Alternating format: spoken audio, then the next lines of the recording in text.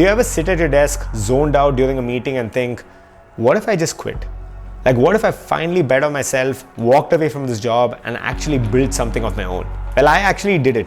And I want to tell you everything that happened after. This video isn't some dramatic, I quit my job and everything magically worked out kind of story. It's about what actually happens, something that no one talks about once you take that leap. The highs, the lows, the self-doubt, and the stuff I wish someone had told me before I handed in that resignation letter. And more importantly, I'll talk about how you can strategically quit your job to ensure success. So if you have ever fantasized about doing your own thing, or if you're secretly planning your exit right now, then this one's for you. Let me take you back to the start. This goes back a few years ago where I did something most people only think about doing.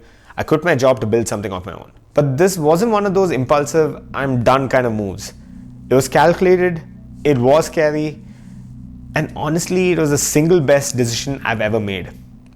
Maybe apart from finding and marrying my wife. The only thing I was ever really sure about, and I'm still sure about, was that I've always wanted to be an entrepreneur. Like, not in a romanticized, oh, it'd be cool to own a business kind of way, which is how I think most people approach owning something of their own. But more like, I have to do this or I'll go crazy. With a background in computer science engineering, I started working in tech consulting. I eventually moved into product management and mainstream management consulting at Deloitte. Even though I was getting paid well, a fat paycheck, killer benefits, I was completely burnt out. And more importantly, I could feel it deep down. This wasn't the life I wanted. And this wasn't going to get me to where I needed to go. So I did what felt right at the moment. I quit my job. But here's the kicker, I didn't quit on a whim. I'd already validated a business idea. I had paying customers. I was already making money. And don't get me wrong, it was still scary, but I wasn't walking into the unknown completely blind. I'm not going to bore you with the details of that story, but I actually go into it in this video. So check it out if you want to see the full behind the scenes. Anyway, once I quit, man, the reality and the lessons came fast. So let's actually walk through what I learned after quitting my job. You're alone, no one's coming to save you. Leading up to the day I quit, my family was shaken. They didn't get it at first, but once I explained why, they had my back. I mean, what other choice did they have? That said, I was still alone, like really alone. No co-workers, no pantry or water cooler chats, and no one to bounce ideas off of. Just me in my room,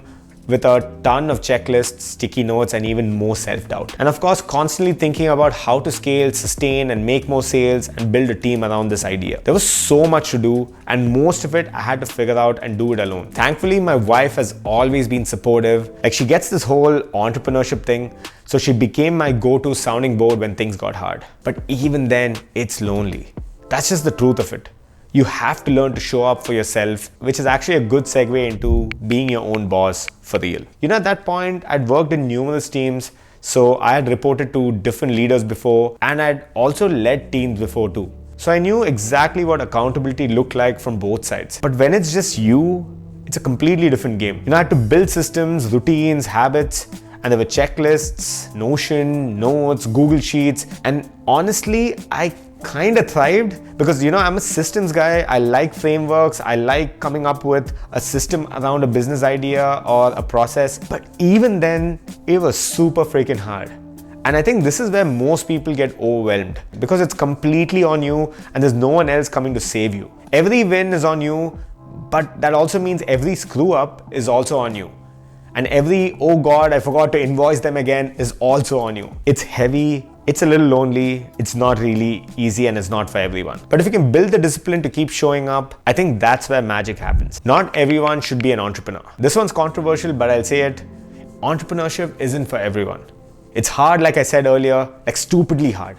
Especially when you're building something from scratch, and if you're not ready to be comfortable with uncertainty, you're in for an uphill battle. Like, I'm talking about days with no sales, where leads and prospects are just ignoring or ghosting you. One of your team members just decides they want to take the day off and they're not working. And there are weeks where you question every single decision you've made. And to be honest, this doesn't really go away. For instance, like even today, I have these questions constantly gnawing at me. And moments where you're looking at your bank account like, can I even afford that $10 subscription this month? And of course, the bigger piece was this was a huge shift from a comfy salary where I didn't have to think twice about swiping my card. This actually reminds me of this thing Elon Musk said a while ago. Starting a company is like eating glass and staring into the abyss. If you need encouragement, don't start a company.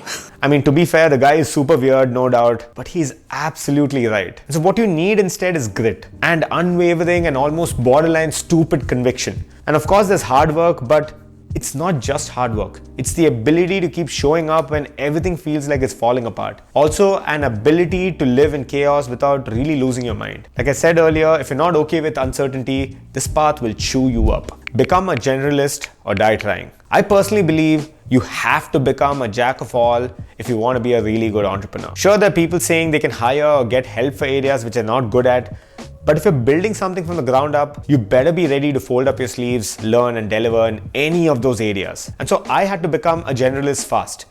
Sales, marketing, ops, finances, you name it. Like, I didn't want to learn accounting and finance. I freaking hated it. But I had to, because two reasons, right? I wanted to hire smart later. And for me to do that, I need to know enough to not get blindsided. And also, I'm scaling from the ground up. If I didn't do it, no one else did. And so eventually I knew enough to hold my own in these conversations and these interviews for my team. And the good news though, at least for me, was that I've always been a curious kind of guy. Growing up, I was that kid who knew general knowledge, was that kid that would sign up for all these quizzes, have represented my school and my college, and reading up on random stuff just because. And I think that curiosity saved me, and it still saves me today, because being an entrepreneur means doing a ton of shit you don't love just to keep business alive. And if you don't know something, you need to spend time learning it. And the only way you do that is if you're curious.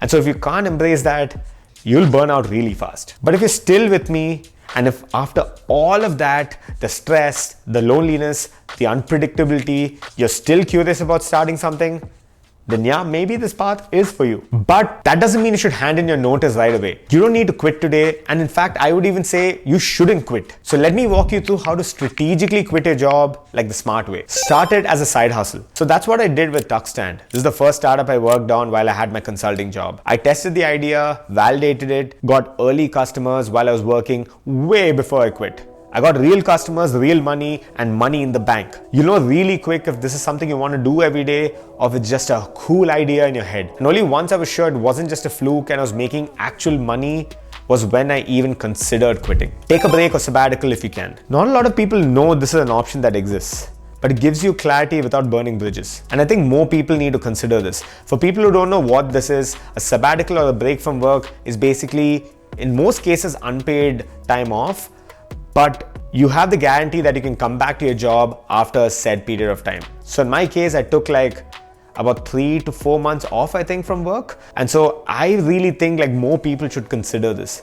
Like, if you've got goodwill at work, chances are they'll support you. And I remember one of my mentors or my leaders telling me, if you're even thinking about taking a break, you probably should. Know your freedom number. Figure out what your monthly burn is. I'm not talking about just your bare minimum to survive. I mean a life you're okay with. The amount you need to live comfortably and not lavishly. But maybe add a little buffer for those lavish expenses. Then you have two choices. You can either save up 12 months of expenses or earn that amount for 3 to 4 months consistently from your hustle. Basically, from your side hustle or your business idea, try to earn that for 3 to 4 months consistently post-tax. And in my case, I actually had both sorted by then. I think I hit that amount around month 3 or month 4 of running Tuckstand, and that's when I put in my papers. I also cut down on my expenses drastically, and trust me, that helped big time as well. All this knowing fully well that we were going to make money later. Don't register the company right away. A lot of people rush into this, the name, logo, website, everything. I would say don't. Unless you actually need the tech or the website or an app, and that's the core of your operations. And if so, I would even say keep it super nimble and lean. And so instead, what you need to focus on is selling and business development. This is something people aren't used to. It's uncomfortable to put yourself out there and get rejected by people and your potential clients. But once people are buying, then is a good time for you to go legal. Until you're making real money, save that paperwork and cost for later. So sales first and everything else second. It's not a business unless money is coming in. So even today, I don't work on a project unless I know it can be profitable fast. Because a business without sales is just a hobby. And my venture Tuckstand became profitable, like I said, in 3 months. That's when I knew it was real and it was time. I repeat, unless you have hard cash or money in the bank from your sales, it's not a business, so focus on sales. Leave the door open. It's very important to build goodwill at your job before you leave. For instance, before quitting my consulting job at Deloitte, I made sure I was known by the leadership. Some even tried to convince me to stay. Like, they offered me a lot more money and benefits, but I explained to them that this is something I just had to do. And you know what? They actually understood it. And the best part, they told me, if you ever want to come back, then just give us a call. That gave me so much peace because now even if I failed, I'm not starting from scratch. That, in my opinion, is so underrated, and I think this is what actually corporate networking is all about. Really making sure your leaders at your current job know your value. It made the leap way less scary in my situation. I knew that worst case I could always land on my feet and also pick up from where I left off. So quitting a job to build something of your own, it's not for everyone, and like I said, it isn't easy at all. But if you do it right, it might just change your life. Actually, no, I will say it will 100% change your life in a good way, but only if you're methodical, intentional, and really honest with yourself. And like I said, it's hard, it's lonely, it's uncertain, it's all of it. But along with that comes fulfillment, excitement, and something that's entirely and inherently yours. So if you're in that stage right now, trying to figure out whether it's time, I hope this gave you some clarity. And if you're sitting there wondering if this is the right move, maybe start with those small things like I said. Test ideas, build systems, save up, and then when the time is right, jump. And when you do, I'll be here cheering you on. On that note, if you're stuck or want help planning your own exit, then here's a way I can help you. I've actually got 3 people who've been chatting with me about setting up something of their own alongside their day job. The idea is that I will personally help them build a profitable business in 30 days and also help scale it beyond that to their first $1,000 in sales. And I'm looking to close out this initial group at about 7 people to keep things intimate and actually get them to make this a reality for themselves. So drop me a comment or DM me or email me. And if you're in Toronto, then please mention that as well, because some of us will be meeting up in person. And if you know someone else who's always been looking to do something of their own and itching to make a move, then maybe share this video with them. Thanks for watching, and I'll see you on the next one.